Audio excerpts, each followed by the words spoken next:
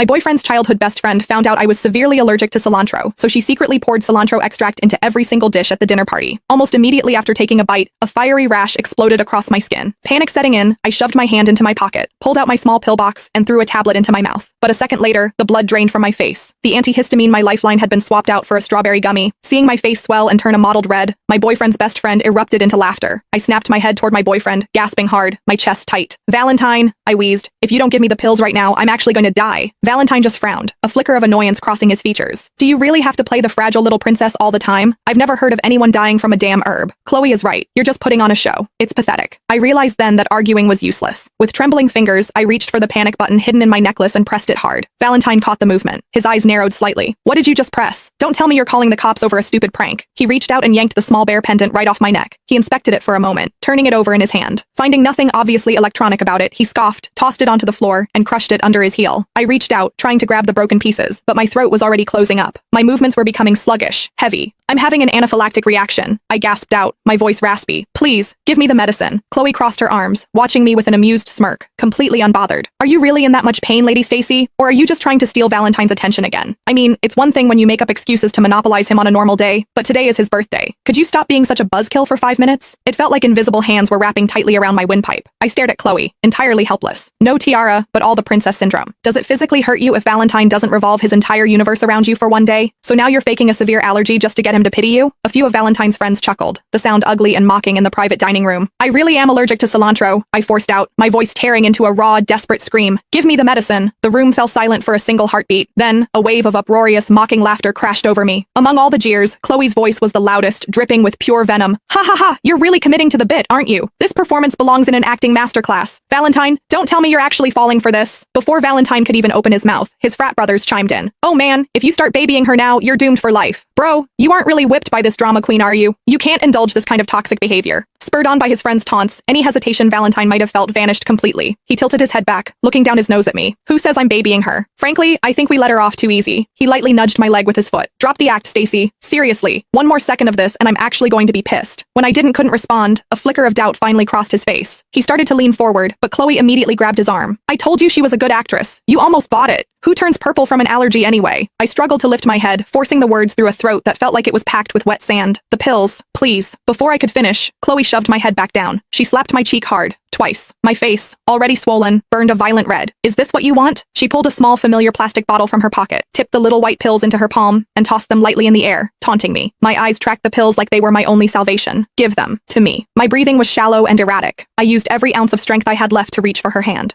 But just as my fingers grazed the plastic,